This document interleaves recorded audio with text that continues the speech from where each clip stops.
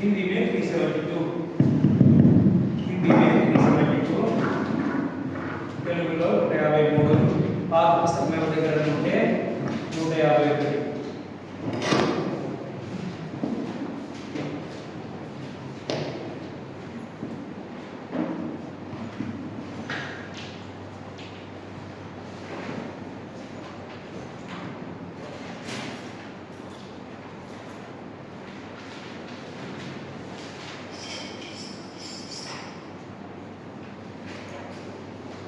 యేసునకి ధరించితి దైవపుత్రుడనైతిని, యేసునకి ధరించితి దైవపుత్రుడనైతిని,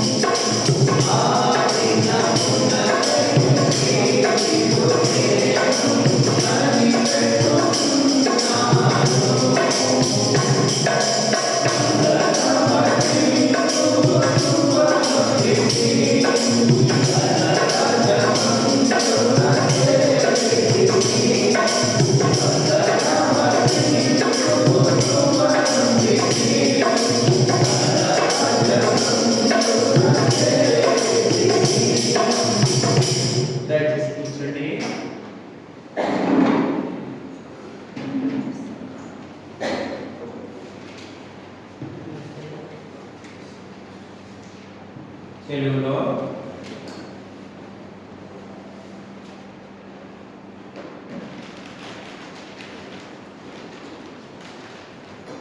486 తెలుగులో 486 పాత పుస్తకం దగ్గర 480 हिंदी में 494 हिंदी में 494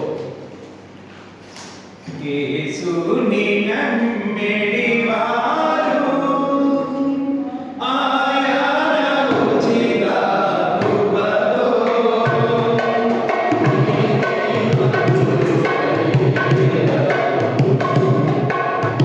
येसुनी नम्मेड़ी वारू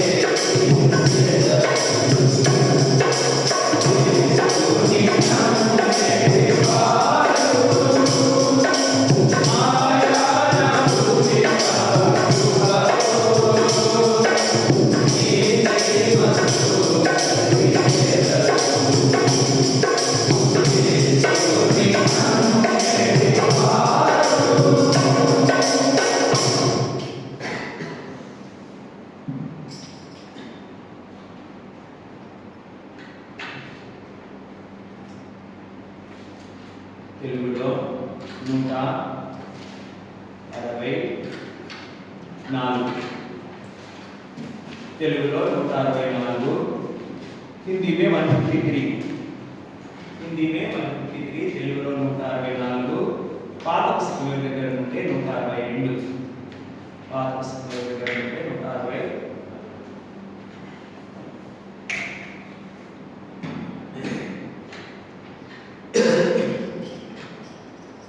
నీదు విశ్వాస్యతమా ప్రభు యేసు అంతరిక్షము నదిగమించేను. నీదు విశ్వాస్యతమా ప్రభు యేసు అంతరిక్షము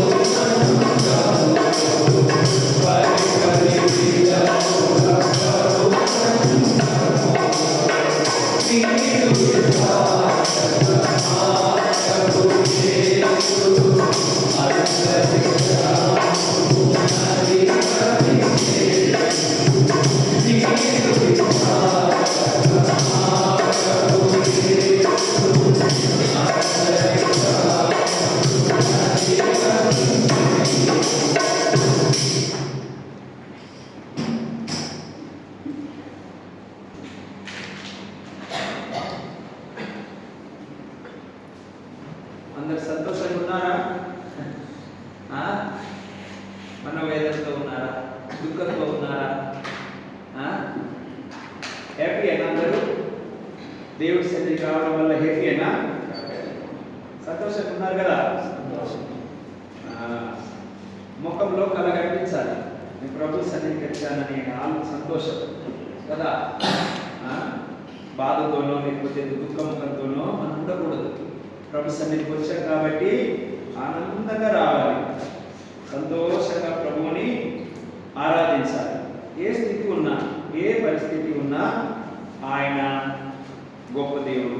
అందుకే ఏమంటున్నాడు ఇర్మియా గ్రంథము రండి, ఇర్మియా అయ్యే జెర్మియా కవిత చెట్లు కూర్చుంటే జెర్మియా కవిత 31:3 మనకందరికీ సుపరిచితమైనటువంటి వాక్యం. ఇర్మియా గ్రంథం 31వ అధ్యాయం 3వ వచనం. జెర్మియా का किताब 31 और 3रा वचन. సో మిల్లి పడిగి అందరం కలిసి చదువుకుందాం.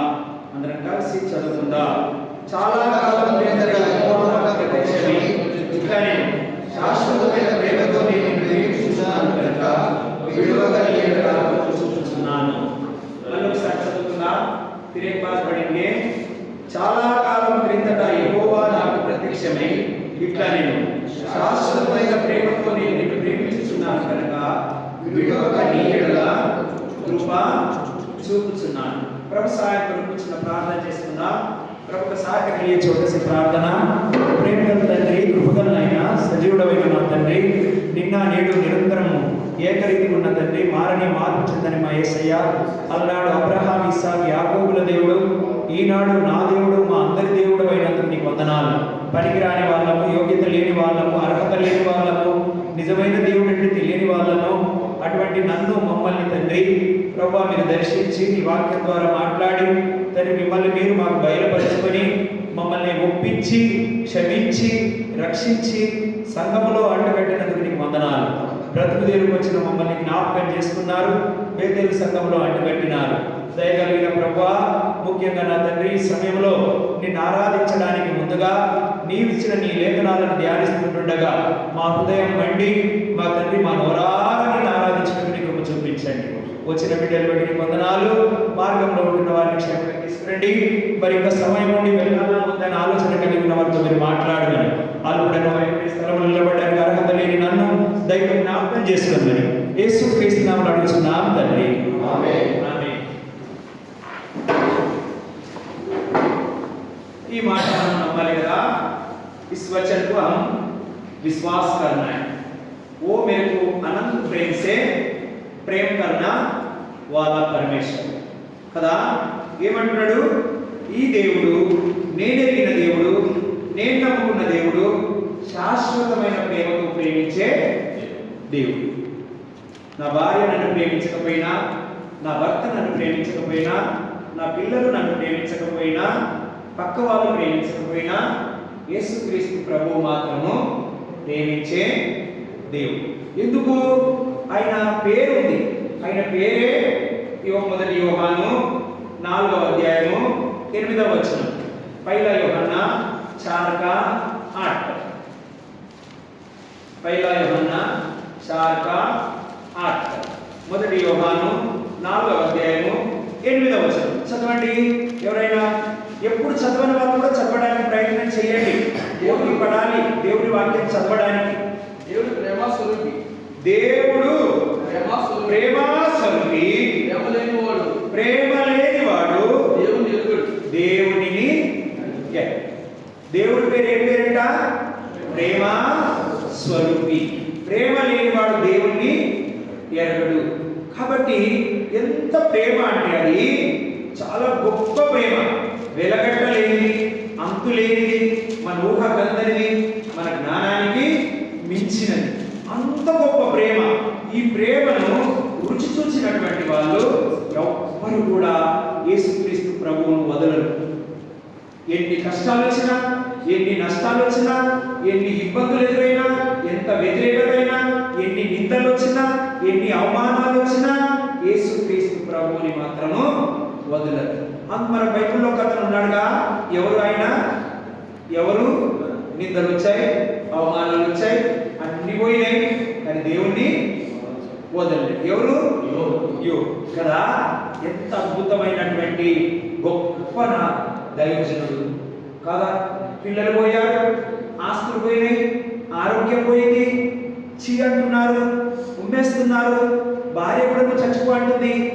ఎన్ని రకాలు వచ్చినా ఏమైనా దేవుని మాత్రం వదిలిపెట్టడము లేదు. ప్రభువును మాత్రము ఆరాధించడము, మర్చిపోవడం అంటూ ఏమీ లేదు. ఆఖరికి వస్తే అందరూ ఆశ్చర్యపడేలా ప్రభు ఎంతగా ఆశీర్వదించాడంటే మళ్ళీ అందరు ముక్కు మీద నోటి మీద చేతిలాగా హెచ్చించాడు. కాబట్టి అంత గొప్ప దేవుడైన ఇतना बड़ा परमेश्वर ఎంత ప్రేమ అంటే ఆయన ప్రేమ వెలకట్టలేనిది. అది యోబు ఎరిగినాడు. తన భార్య ఎరగల, తన బంధువులు ఎరగల, తన గ్రామస్తులు ఎరగల, తన సైనికులు ఎరగల, ఎవ్వరు కూడా అంత ప్రేమను ఎరగలేదు. కానీ యోబు మాత్రము ఎరిగినవాడు. అందుకొరకే దేవుణ్ణి ఎప్పుడూ మర్చిపోవాలి. ఎన్ని కష్టాలు వచ్చినా మర్చిపోవాలి, ఎన్ని ఇబ్బందులు వచ్చినా మర్చిపోవాలి, ఎటువంటి పరిస్థితులు ఎదురైనా మర్చిపోవాలి. ఆయన వస్తే ఒకప్పుడు మార్గంలో వెళ్తుంటే లేచి నిలబడి నమస్కారం సార్, నమస్కారం సార్ అని చెప్పేవాళ్ళు ఉమ్మేశారు. అయినా కూడా దేవుణ్ణి మర్చిపోవాలి. అక్కడ క్లుప్తంగా రాయబడ్డది, నేను రోడ్డు నుంచి వెళ్తా ఉంటే లేచి నాకు గౌరవం ఇచ్చే వాళ్ళు కూడా నన్ను ధృవీకరించారు అని తన వేదన వెళ్ళగట్టాడు. తన యొక్క లోపల ఉన్న బాధనంతను వెళ్ళగట్టాడు. అయినా ప్రభువుని మర్చిపోలేదు. మనం కూడా ఏ పరిస్థితి, మనల్ని ఎవరైనా ఇంతకుముందు ఇచ్చే గౌరవం మనకి ఇవ్వకపోయినా పర్వాలేదు, ఇంతకుముందులా ప్రేమతో మాట్లాడినట్టు మాట్లాడకపోయినా పర్వాలేదు, కానీ మనం ప్రభువుని మాత్రము ప్రేమించాలి. ఎందుకంటే ప్రభువే ప్రేమ स्वरूपी, परमेश्वरी प्रेमा स्वरूपी है। तो प्यार जिसका अंदर नहीं है वो परमेश्वर को नहीं जानता है। तो इसलिए अय्यूब जानता है परमेश्वर क्या है, इसीलिए उसने बहुत कुछ हो गया और बीमार हो गया, लेकिन फिर भी परमेश्वर बोला नहीं है। क्यों? ये प्रेम का स्वरूप है, ये मेरे को ऐसा नहीं छोड़ेगा, उसका अंदर उम्मीद है ఈయన ప్రేమించే దేవుడు నన్ను ఇలా సావనివ్వడు, నన్ను ఇలా వదలడు. కాబట్టి అంత నమ్మకం ఆయన, అంత విశ్వాసం. కాబట్టి ఆయన శాశ్వతమైన ప్రేమతో ప్రేమించాడు కనుకనే యోబును ఆ పరీక్షల కూడా తీసుకెళ్తూ వచ్చినాడు. తన ప్రేమను బయలుపరిచినాడు, తన యొక్క ఆధిక్యతను బయలుపరుస్తూ వచ్చినాడు. అందుకనే ఇంకో మాట కూడా మనం చూసుకుంటాం ఇందులోనే. ఇర్మియా గ్రంథము ఉదరి కహాత్రకో అక్కడ ఒక చేయి పెట్టుకోండి, లేకపోతే ఏ విధంగా చూడండి. అక్కడ మనం ఇక్కడ చూడండి, ఇదే అధ్యాయంలో 20వ వచనం చదవండి ఎవరైనా. 20వ వచనం.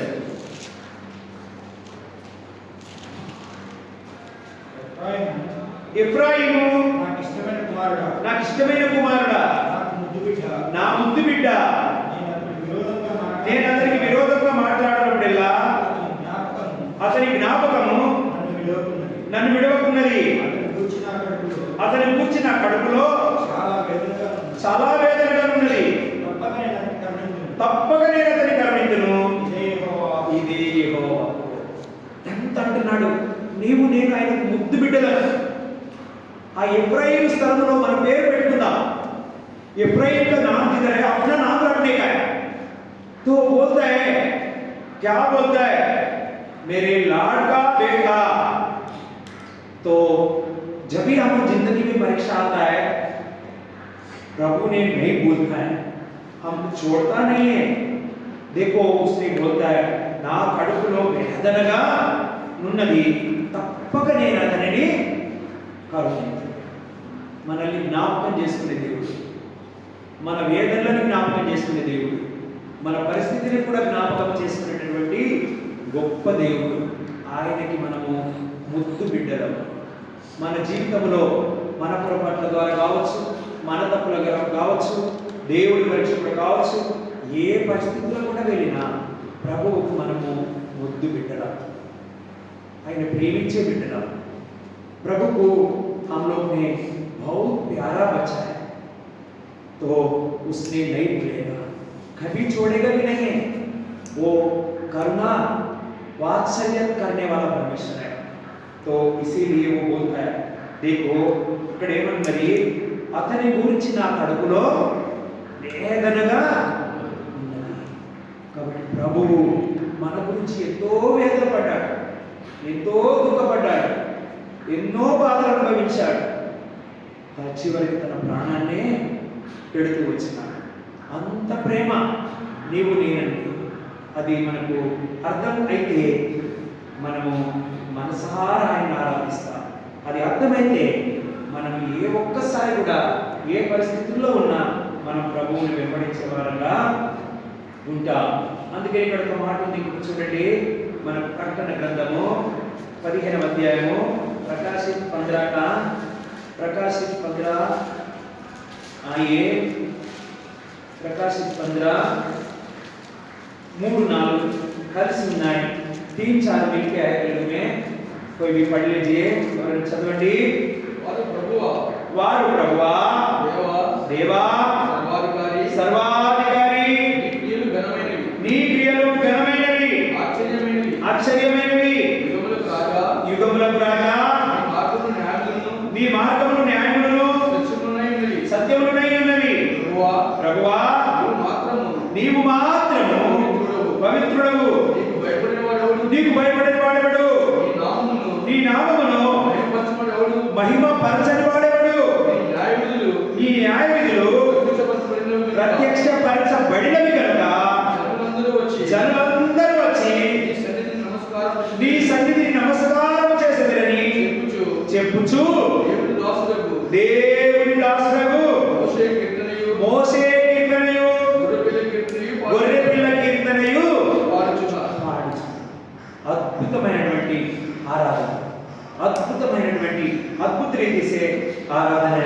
క్యా ఏమంటున్నారు వారు? ప్రభువా దేవా నీవు సర్వాధికారము కలిగినటువంటి దేవుడు. ఓ సర్వాధికారి అంత మాత్రమే కాదు, నీ క్రియలు ఏమిట?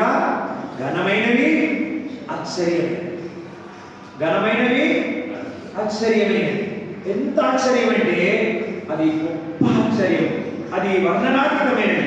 అందుకే అంటున్నాడు, యుగములకే నీవు రాజు. ఈ యుగంలో ఒకడు, ఆ యుగంలో ఒకడు, ఆ యుగంలో ఒకడని కాదు, అన్ని యుగాలకు ఒకే ఒక రాజు. ఆ రాజే ప్రభు అయిన యేసుక్రీస్తు, అన్ని యుగాలకు రాజు. అందుకే అంటున్నాడు, రాజా నీ మార్గములు న్యాయములను సత్యములునై ఉన్నవి. ఆయన మార్గములు ఎటువంటివంటే సత్యములను న్యాయములను. ఆయన తప్పు చేసిన వారిని శిక్షించాడు, తిరిగి ఏం చేశాడు, ఆ శిక్షను తనపై వేసుకొని కరుణించాడు. తప్పు చేసిన వాళ్ళని ఏం చేశాడు, వెళ్ళగొట్టాడు. అంటే శిక్ష అంటే కొట్టల, తిట్టల, ఆహారం పెట్టకపోవడం మానలా, గుడ్డలు ఇవ్వడం మానలా, నీరు ఇవ్వడం మానలా, కేవలం ఏం చేశాడు, వెళ్ళగొట్టాడు. మళ్ళీ తన దగ్గరికి తన రక్తం ఇచ్చి తీసుకున్నాడు. సమజ్మే?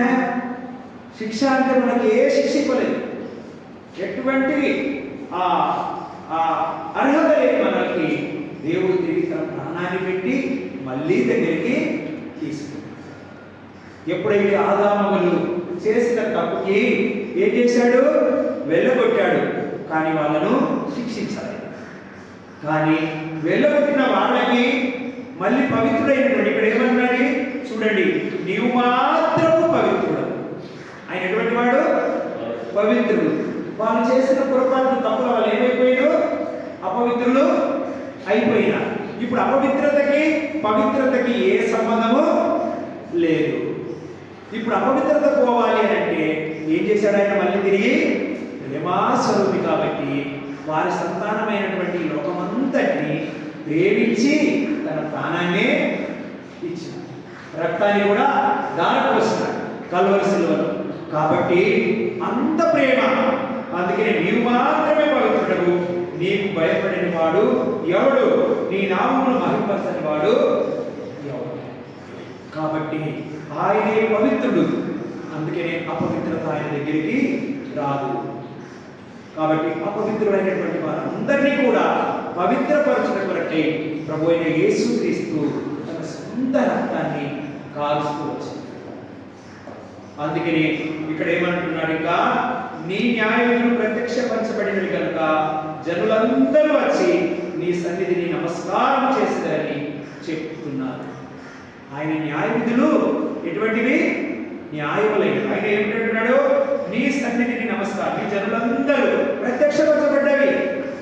చేసిన తప్పులకు ఆయన ఏం చేశాడు, వెళ్ళగొట్టి తిరిగి తన న్యాయ క్రమం ప్రకారం తన మీద శిక్ష వేసుకొని వాళ్ళు చేసినటువంటి పొరపాటుని కల్వరి శిలువలో భరించి తిరిగి తన హక్కున చేర్చుకున్నాడు. అందుకే అంటున్నాడు, నీవు నా ముద్దు ఇబ్రాహీము, నీవు నా ముద్దు బిడ్డవు. నీ గురించి వేదన, నా కడుపులో నుంచి వేదన వస్తుంది, నేను నిన్ను విడువను, నేను నీపై కరుణ చూపిస్తాను. ఎంత అద్భుతమైనటువంటి ప్రేమ ఇది. కాబట్టి యేసుక్రీస్తు ప్రభువు మనం అందరం ముద్దు బిడ్డలు ఆయన. అందుకని ఇక్కడ అంటున్నాడు, చెప్తూ ఏమంటున్నాడు, అందరూ వస్తుందట, ఆయన న్యాయవిధులు ప్రత్యక్షపరచబడినవి కనుక వచ్చి నీ సన్నిధిని నమస్కారం చేశారని చెప్పుచు దేవుని దాసులకు మోసే కీర్తనయు గొర్రెపిల్ల కీర్తనయు పాడిస్తున్నారు. మోసే కీర్తనయు గొర్రెపిల్ల కీర్తనయు పాడుకోవచ్చు. కాబట్టి అందుకని ఇక్కడ చూడండి, తీతుకు రాసిన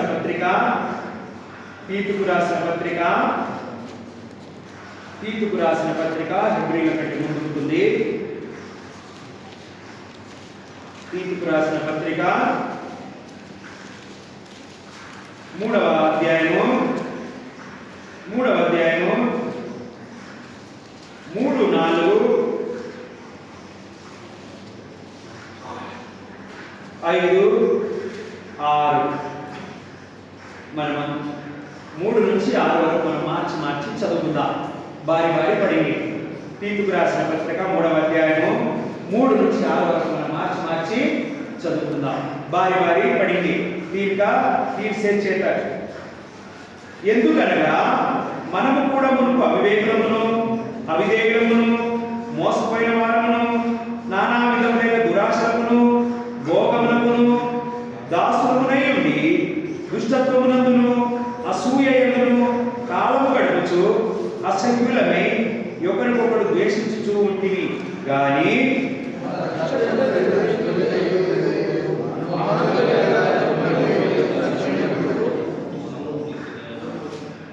మనము నీతిని అనుసరించి చేసిన క్రియల మూలంగా కాక తన కనికరం చొప్పుననే పునర్జన్మ సంబంధమైన స్నానము ద్వారాను పరిశుద్ధాత్మ మనకు నూతన స్వభావం కలగజేయడం ద్వారాను మనలను రక్షించెను.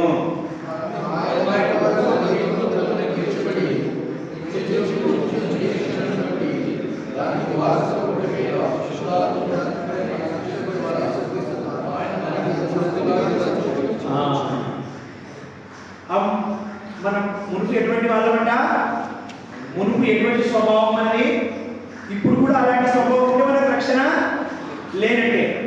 రక్షింపబడిన తర్వాత అలాంటి స్వభావమే ఉంటే మనకు రక్షణ లేనట్టే. మరి ఇప్పుడు ఎలాంటి స్వభావం ఉందంటే ముందు మనకి, ఎందుకనగా మనము కూడా మునుపు ఎవరైనా అవివేకులము, అవిధేయులము, మోసపోయిన వారము, నానా విధమైన దురాశలకు భోగములను దాసులమై ఉన్నాం. అంత మాత్రమే కాకుండా ఏమంటున్నాడు, ఇంకా దుష్టత్వమునందును అసూయ యందును కాలము గడుపుచు అసహ్యులమై ఒకరికొకరు ద్వేషించుకుంటివి. ఎంత చెడు స్వభావం! ద్వేషము, అసూయ, దురాశ, భోగములు, అంత మాత్రమే కాకుండా అవిధేయము, మోసపోయిన వారు, వివేకతత్వం. మనం అలాంటి దుస్థితిలో ఉన్నటువంటి వారు. కానీ ఏం చేశాడట యేసుక్రీస్తు ప్రభువు? మన రక్షకుడైన దేవుని యొక్క దయయు మానవుల ఎడల ఆయనకున్న ప్రేమయు ప్రత్యక్షమైంది. ఎవరి ద్వారా ప్రత్యక్షమైంది? ప్రభు అయిన యేసుక్రీస్తు ద్వారా మనందరి పట్ల ఉన్న ప్రేమ ప్రత్యక్షమైంది, బయలుపరచబడ్డది. అందుకనే ప్రకటన గ్రంథంలో మనం ఏం చదువుతూ వచ్చినాము, మళ్ళీ చదవండి అన్నమాట ఒకసారి. प्रकाशित में हम क्या पढ़ते आया? 15 में देखिए उधर है 15 का 4 में आखिर भाग में है, నీ న్యాయ విధులు ప్రత్యక్షపరచబడినవి కనుక జనులందరూ వచ్చి నీ సన్నిధికి నమస్కారము చేసేదరని చెప్పు. ఆయన న్యాయ విధులు ఏమైపోయినాయి? ప్రత్యక్ష పరచబడ్డాయి. ఇక్కడ గీతలో ఏమంటున్నాడు? మీరు మానవుల ఎడల ఆయనకున్న ప్రేమ ప్రత్యక్ష పరచబడ్డది. అదే ప్రభు అయిన యేసుక్రీస్తు యొక్క ప్రేమ, దేవుని యొక్క ప్రేమ. ఆయన న్యాయవంతుడు, అప్పుడే చేసిన తప్పుకి న్యాయం చేసేటటువంటి గొప్ప దేవుడు. ఆయనతో అపవిత్రత ఎంత మాత్రము సహవాసము చేయదు, అపవిత్రత ఎంత మాత్రం ఆయన్ని దగ్గరికి రానివ్వదు. అందుకని అంటున్నాడు ఇక్కడ, మనము నీతిని అనుసరించి చేసిన క్రియల మూలంగా కాక తన కనికరం చొప్పుననే పునర్జన్మ సంబంధమైన స్నానము ద్వారాను పరిశుద్ధాత్మ మనకు నూతన స్వభావము కలుగజేయడం ద్వారాను మనలను రక్షించి. ఈ అనుభవం వచ్చేది మనకి నూతన స్వభావం వచ్చిందా? లేకపోతే అదే అసూయ, ద్వేషము, ఒకరినొకరిని అసూయపడము, గేలు చేసుకోవడము, భోగములు, శరీరాశలు, దురాశలు, లోక సంబంధమైనవే మనల్ని ఏలుతా ఉంటే, మనల్ని పరిపాలిస్తుంటే మన దేవుని ఎలా ఆరాధిస్తాం? పునర్జన్మ సంబంధమైన దేవుని కనికరం చొప్పునైనటువంటి యేసుక్రీస్తు ప్రభు యొక్క రక్తం ద్వారా మనకు క్షమాపణ దొరకాలి, నూతన స్వభావం రావాలి, ఆయన పరిశుద్ధాత్మ మనల్ని నేలాలి, ఆయనే మనకు రాజుగా ఉండాలి, ఆయనే మనకు సర్వాధికారిగా ఉండాలి, ఆయనే మన అధికారిగా ఉండాలి. ఇంకా ఏది కూడా మనకు అధికారంగా ఉండకూడదు. అందుకనే ప్రభు అంటున్నాడు, ఏమంటున్నాడు? మనం ఆయన కృప వలన, ఏమంటున్నాడు? కృప వలన నీతిమంతులమని తీర్చబడి నిత్య జీవమును గూర్చిన నిరీక్షణను బట్టి దానికి వారసులమగుటకై ఆ పరిశుద్ధాత్మను మన రక్షకుడైన యేసుక్రీస్తు ద్వారా ఆయన మన మీద సమృద్ధిగా వచ్చే కాదు, थोड़ा से प्रेम नहीं किया परमेश्वर ने हमको, भरपूर से प्रेम, भरपूर प्रेम दिखाया हमारे ऊपर. अपना प्राण देने के तक प्रेम दिखाया, क्योंकि हम वारस बन के रहने के लिए, परमेश्वर का वारस बन के रहने के लिए, अनंत जीवन पाने के लिए 6 वचन में वృద్ధి రీతి से लिखा गया 6-7 में కదా. 6-7 వచనంలో ఎందుకు ఇదంతా చేస్తున్నాడంటే మనం ఆయనకి ముద్దు బిడ్డలుగా ఉండి వారసులుగా ఉండడానికి, తన యొక్క వారసులుగా ఉండడానికి, తనతో పాటు ఉండడానికి. మనం చేసిన మంచి పనుల వల్ల మనకు రక్షణ కలగలేదు. हम जो अच्छा काम किया उसकी वजह से हमको उद्धार नहीं मिला, परमेश्वर का कृपा से मिला. మనం చేసిన నీతి క్రియలు మనం రక్షించలేవు, ఎందుకంటే మనం మార్పు చెందుతాం. కానీ ప్రభువు మార్పు చెందని దేవుడు. అందుకే అంటున్నాడు 8:31లో, నేను శాశ్వతమైన ప్రేమతో నిన్ను ప్రేమిస్తున్నాను కనుక విడువక నీ ఎడల కృప చూపుతున్నాను. आमा, इसलिए जर्मिया का 31:3 में बोलता है, हम अनंत प्रेम से प्रेम कर रहा है, तो इसलिए हम छोड़ता नहीं है, तुमको इसलिए कृपा दिया है, तो इसीलिए हम वारिस बन के रहना है. लेकिन परमेश्वर को सर्वाधिकारी रहना है, हमारे ऊपर उसी का वही राजा रहना चाहिए, तभी हम परमेश्वर को दिल से आराधना कर सकता है. నీ నా జీవితంలో ఆయన రాజుగా ఉన్నాడా? ఆయనే సర్వాధికారిగా ఉన్నాడా? ఆయనే యుగములకు రాజని నమ్ముచున్నావా? ఆయన మాత్రమే పవిత్రుడని నమ్ముచున్నామా? ఆయన మాత్రమే నీ కొరకు నా కొరకు ప్రాణం పెట్టాడని నమ్ముచున్నామా? ఆయన మాత్రమే నన్ను శాశ్వతమైన ప్రేమతో ప్రేమించాడు, ఆయన మాత్రమే నా కొరకు ప్రాణం పెట్టాడు, ఆయన కృప వలనే, ఆయన కరుణ వలనే నేను ఈ సమయంలో రక్షణలోకి వచ్చాను, ఆయన ఆరాధించడానికి వచ్చానని విశ్వసిస్తున్నామా? అది మనం గమనించుకోవాలి. అందుకనే మనం ప్రభువుని ఆరాధించవలసిన బదులమై ఉంటున్నాం. దేవుణ్ణి మరి మోషే కీర్తనతోనూ గొర్రెపిల్ల కీర్తనతోనూ ప్రభువుని ఆరాధించాలని ఇక్కడ మనము చదువుతూ వచ్చాము. అందుకని ఇక్కడ మనం ఇంకొక మాట కూడా మనం చూసుకుంటాము. హెబ్రీలకు రాసిన పత్రిక, ఇబ్రానీయుల కితాబ్, హెబ్రీలకు రాసిన పత్రిక, ఇబ్రానీయుల కితాబ్, आइए 13 अध्याय 11వ అధ్యాయము 12వ అధ్యాయము 12-13 वचन అందరం కలిసి సోపిల్కి పడింది.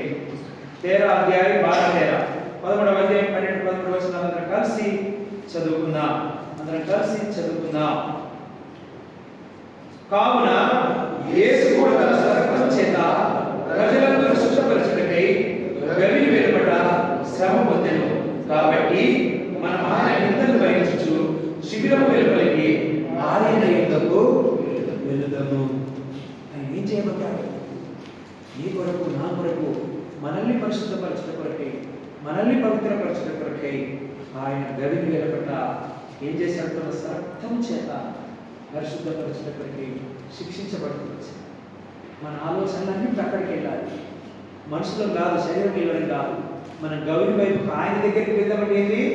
మన ఆలోచన, మన హృదయము, మన తలంపు గత 2025 సంవత్సరాల క్రితము యేసు క్రీస్తు ప్రభువు నీ కొరకు, నా కొరకు ఏం చేశాడో అక్కడికి వెళ్ళాలి, ఆ తలంపులోకి వెళ్ళాలి. 2025 साल पहले परमेश्वर जो कुछ काम किया हमारे लिए उधर तक जाना है. तीत को पत्री में जो लिखा हुआ है 3 वचन में वैसा था हम, वो सब कुछ निकालने के लिए उसने 2025 साल में ये काम किया है. తీతుకు రాసిన పత్రిక 3వ అధ్యాయం 3వ వచనంలో రాసిన ప్రకారం ఉన్నటువంటి మన జీవితాలను పరిశుద్ధపరచుట కొరకై 2025 సంవత్సరాల క్రితము గవిని వెలుపట ఆయన శిక్షించబడుతూ వచ్చినాడు, తన స్వరక్తాన్ని కాల్చుతూ వచ్చినాడు. కాబట్టి మనము ఇప్పుడు మన ఆలోచనలన్నీ అక్కడికి వెళ్ళాలి. తీతుకు రాసిన పత్రిక 3వ అధ్యాయం 3వ వచనంలో ఉన్నటువంటి నన్ను హెబ్రీలకు రాసిన పత్రిక 11వ అధ్యాయం 3వ వచనం ప్రకారం నన్ను రక్షిస్తూ వచ్చినాడు. అంత గొప్ప ప్రేమ ఆయనది. అందుకనే శాశ్వతమైన ప్రేమతో ఆయన నిన్ను నన్ను ప్రేమిస్తూ వచ్చినాడు. ఇంత గొప్ప దేవుని మనం ఏ విధంగా ఆరాధించాలి, ఎలా ఆరాధించాలి, అది మన అనుభవంలోకి రావాలి, మన ఆలోచనలోకి రావాలి. నేను ప్రభువుని ఏ విధంగా ఆరాధించాలి అని అందుకని ఇక్కడ చూడండి, ఇంకో మాట కూడా మనం చూసుకుంటాము. అయ్యే పత్రస్సు పేతురుకు రాసిన పత్రిక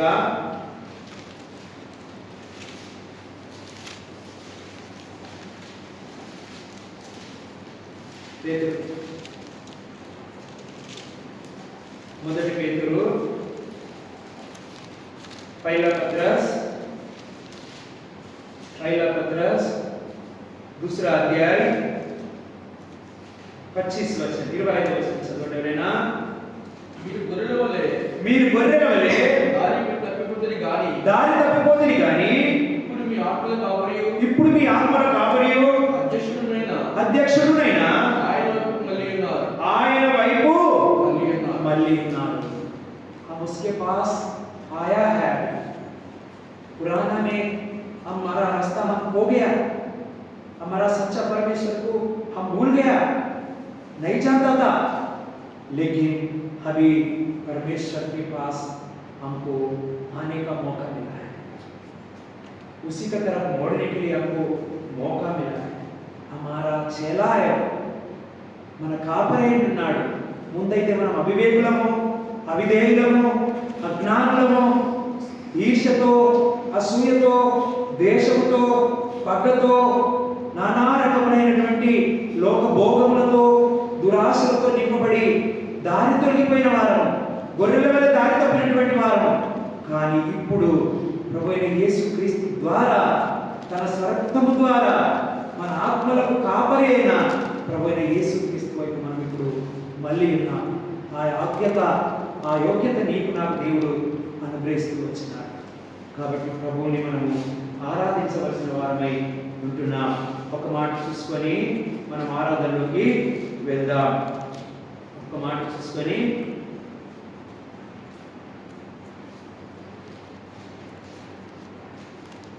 మొదటి యోహాను पहला यूहन्ना